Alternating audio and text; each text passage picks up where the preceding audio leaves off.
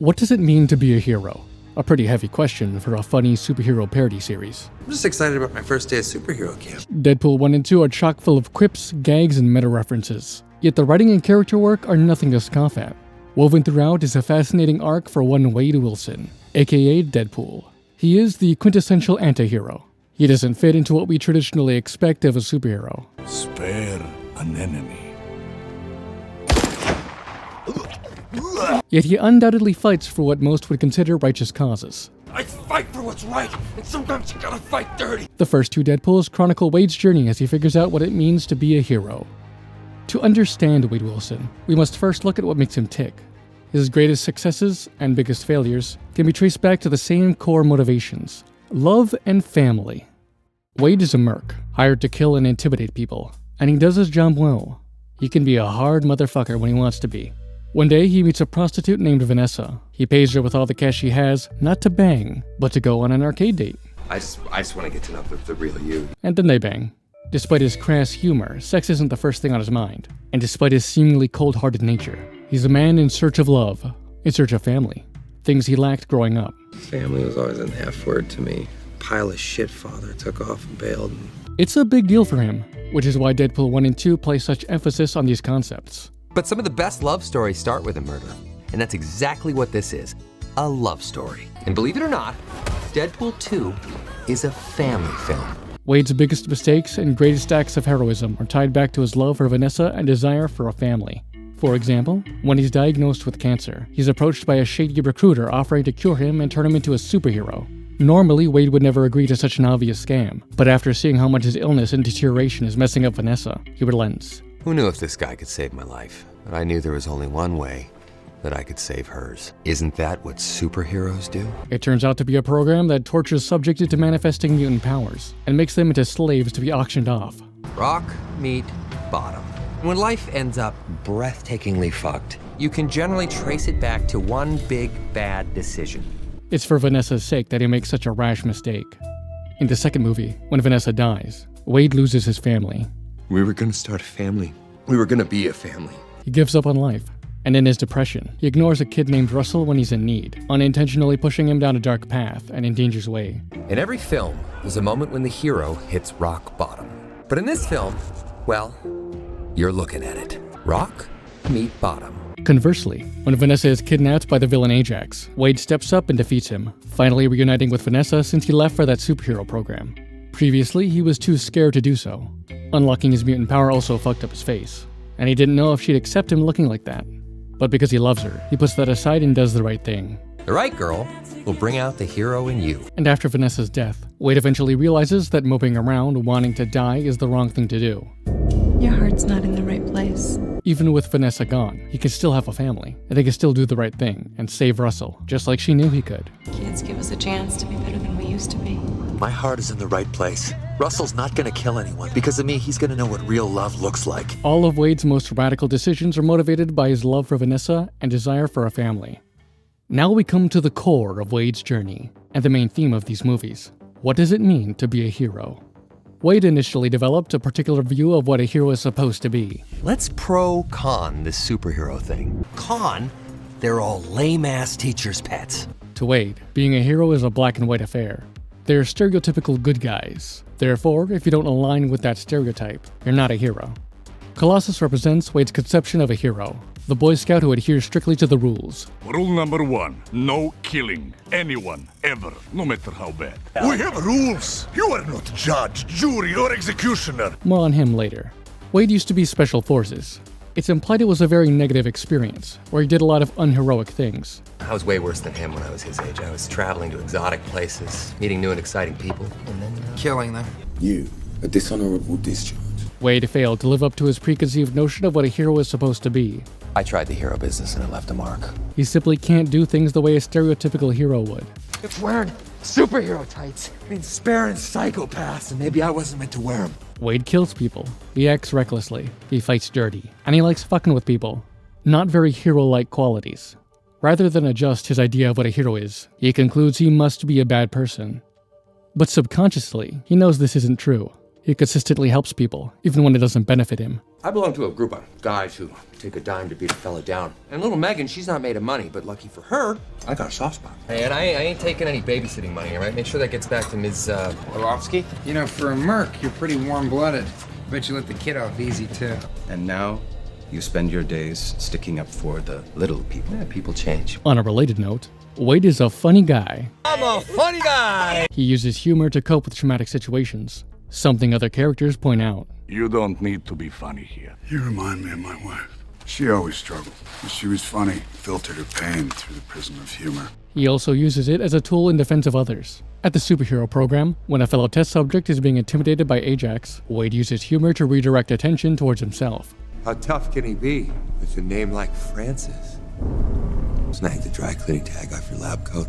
FYI, I could probably get you the superhero discount. And Wade does the same when he and Russell are strapped with power-dampening collars and thrown into a mutant prison. It's nice to see some fresh faces around here. I've done some light catalog work, but really modeling is just a stepping stone to acting. I was talking to him. Oh. In both situations, Wade is powerless, yet he still goes out of his way to help others, using the only tool he has left to him, his mouth. Even if he doesn't fit into his idea of a hero, Wade's still a good person, but he refuses to see it this way. This is why, when he proclaims himself a bad person, he's overly insistent about it. I may be super, but I am no hero. You're my hero. No. That I ain't. Never will be. I'm just a bad guy who gets paid to fuck up worse guys. The Deadpool doth protest too much, methinks. This is also why Wade can't bear to return to Vanessa without a cure for his wrinkly raisin face. He already believes he's ugly on the inside, so if he's also ugly on the outside, what does he have left to give her anymore? I'm not making her life as ugly as mine. I'm a monster inside and out. When Wade becomes Deadpool, he further indulges in the idea that he's a bad person. This causes him to act in a manner that parallels Ajax, a psycho that's lost his empathy and derives joy from others' suffering. An indisputable villain. Wade unlocks his mutant power of regeneration when Ajax locks him in a suffocation jar. But even after its purpose has been served, Ajax locks him in out of petty revenge. Now I'm gonna shut you in again, Wade. Not because I need to, because I want to. Later, in pursuit of his own revenge, Wade starts to become more like him.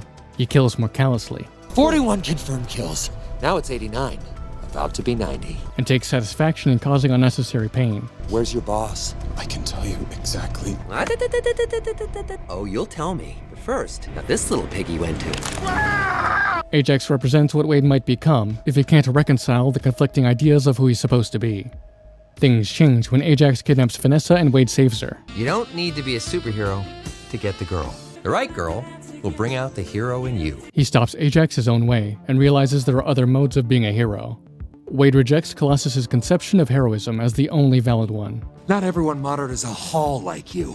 To Wade, being a hero means doing the right thing, even if the methods are ugly. Fuck your rules. I fight for what's right, and sometimes you gotta fight dirty. Wade just isn't a Boy Scout, and sometimes following the rules can prevent you from helping people. And you know what? Your heart's in the wrong place, big guy. Doing the right thing is sometimes messy, fucked up, and not particularly convenient. The dichotomy between Colossus and Wade's philosophies is exemplified by a particular back and forth.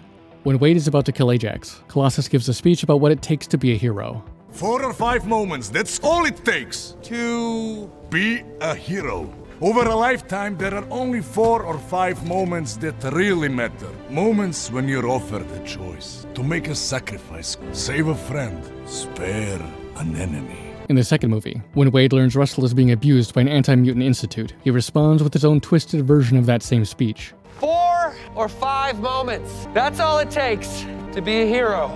Few moments doing the ugly stuff no one else will do. The validity of Wade's philosophy is demonstrated by Colossus's arc across the first 2 movies. When he helped Wade confront Ajax, he squared off against the super strong Angel. His attempts to uphold his hero code severely hindered his effectiveness in that battle. I prefer not to hit a woman, so please play. Oh, you're on the left. You're beautiful. That is so sweet. Thanks. He gets his ass thoroughly handed to him, and has to be saved by NT Dubs. In Deadpool 2, when Colossus helps Wade take down the Juggernaut, he embraces Wade's fight dirty philosophy and is a lot more effective against a much stronger opponent, concluding with Juggernaut's defeat. By stepping outside the confines of what a traditional hero is meant to be, he becomes a more effective one. By the time the second movie rolls around, Wade has officially accepted himself as a hero, as someone who fights for what is right. I'd gone international, taken out mass murderers, gangsters, unspeakable monsters. People nobody would touch, except me. But when Vanessa dies, he's thrust into a journey of self-reflection as he further develops what kind of hero he wants to be. When he loses her, he loses the family he long sought. He enters a state of despair, one that lacks purpose. We all need a sense of belonging. We all need a genuine sense of home. He gives up on life. He spends a good while trying to kill himself so he can be with her again. He also feels responsible for her death and wants to punish himself for it. It was my fault. I fucking did this. One of the assholes who killed Vanessa got away. And the asshole who got away, I killed every last one of them, except me. We were gonna start a family. We were gonna be a family. Without Vanessa, Wade's struggling to find new purpose, and, as a result, a new way of being a hero. It was her that made him one in the first place. The right girl will bring out the hero in you. And he knows she doesn't want him to give up and become a sad sack of shit. Your heart's not in the right place. But in his grief, Wade loses his way. He tries joining the X-Men and goes out of his way to help Russell, but he does it recklessly, landing them both in prison. He doesn't know where to go from there and loses all drive to help Russell further, despite him being a kid in desperate need of guidance. My whole life, I've been waiting for someone to come and save me. Nobody's gonna sacrifice anything for me. But Wade can only think of how he wants to lay down and die. Wade's guilt-driven despair is paralleled by Cable. He's someone who lost his family, and in his guilt and desperation, traveled back in time to kill their murderer, Russell, while he was still a kid, and before he'd killed anyone yet. It was my fault she died. He was trying to hurt me, and he knew exactly how to do it. He came into my home and took the only thing that made it a home. Sound familiar? After losing Vanessa, Wade's guilt also drove him to do reckless and terrible things. What am I gonna do, Al? Probably something terrible, knowing you. His hopelessness caused him to push Russell away during his time of need. We make a great team. We're not a team. We're friends, partners. We're not partners. We're friends. This makes Russell distrust Wade, leading him towards the dark future Cable seeks to prevent. It's from here that Wade figures out what kind of hero he wants to be, what kind of purpose he wants to pursue. Kids give us a chance to be better than we used to be. He becomes the kind of hero that's willing to do whatever it takes to save someone, even sacrifice his own life. It's the kid. I let him down. And just like me, he's never had anyone to sacrifice anything for him because the whole world wrote him off as a piece of shit a long time ago. Wade isn't going to ignore this kid's plight just because he's a stranger or because he's out of sight and out of mind. I never should have left you there. I never should have left you in that prison. He will go above and beyond to help him, because that is what's right. I'm not gonna abandon this kid. He's never had anyone, ever. I need to be selfless. To show Russell that there's someone in this world that cares about him, that would sacrifice for him, he straps on a power-dampening collar and takes a bullet for him. As a result, Wade saves Russell and prevents his dark future from being realized. By being a hero, Wade puts Russell on a better path. Cable then uses his last time slide to save Wade's life. So Wade continues to live, having found a new family, a new purpose, and a new way of being a hero. He can finally accept Vanessa's death and move on. Then he goes back in time and saves her, fucking with that whole arc. Deadpool 2 makes some bizarre choices. Despite being wacky comedies, the first two Deadpool movies do a lot of interesting character work for Wade Wilson. We get to see how he became the wisecracking anti-hero we know and love, a new kind of hero. To Deadpool, being a hero is about selflessly saving someone. It's about sacrifice. Sacrificing your preconceptions of what a hero is, sacrificing your strict adherence to the rules, and even sacrificing your own life. Your heart's gotta be in the right place. Thanks for watching. If you liked the video, please like the video. You can support me with Super Thanks and Patreon. Till next time.